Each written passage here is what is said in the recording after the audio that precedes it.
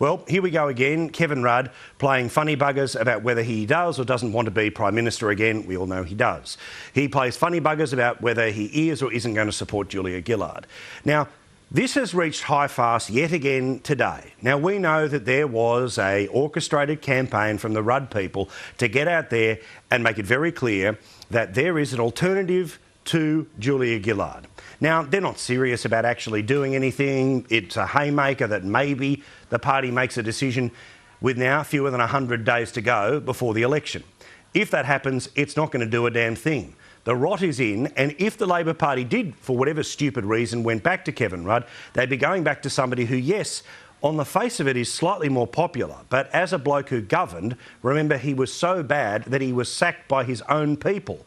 People who have shown their undying loyalty to an even worse Prime Minister in Julia Gillard. Now, this has all been well made, but can I just say up front, never, ever, ever forget, if you are a supporter of Kevin Rudd's and you're a member of the Labor Party or you are just an interested observer, this bloke squibbed it. This bloke walked away. This bloke has seen everyone around him lose their job, from advisors to ministers and mates. All of them have lost their jobs trying to jump on a grenade for this bloke.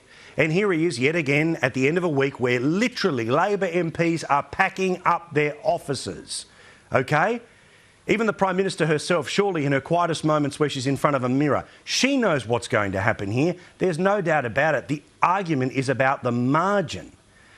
Now, Kevin Rudd had an opportunity and he decided yesterday to go through the front doors of Parliament for the first time in years, something that backbenchers normally do, but he normally doesn't do at all, and it was about making everyone put a sock in it, to shut up. Well, Kevin Rudd decided to call up the ABC today and said, "I'd like to do an interview." They said, "We'd like to talk to you about leadership." "Oh, I don't want to talk about that. I want to talk about a conference between China and the United States." Yeah, right, Kev. You wanted to put your head up on television tonight to have the final say after yet another bad week for Julia Gillard.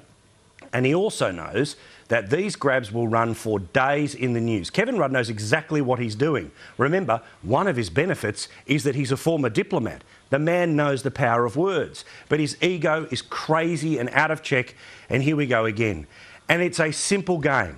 Does he stand by what he said earlier in the year, back when all of this blew up in his face for the second time, or even the third time, you could almost say, after he initially lost the Prime Ministership?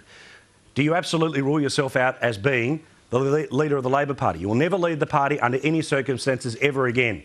Behold, weasel words on television. Have a look. Well, you know exactly what I've said on the past to these questions time and time and time again, and you'll play word games all the way through. Last time I said in February of 2012 that I would not be challenging the Prime Minister. The Prime Minister won that caucus ballot by 2-1. It was a convincing and strong win. I've accepted the result.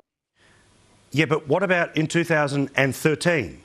When you and your mates were all running around, rattling the cages again, getting ready for a challenge, but because you didn't have enough numbers, 20 MPs stood in your office, and once you realised that the jig was up, you didn't even stand.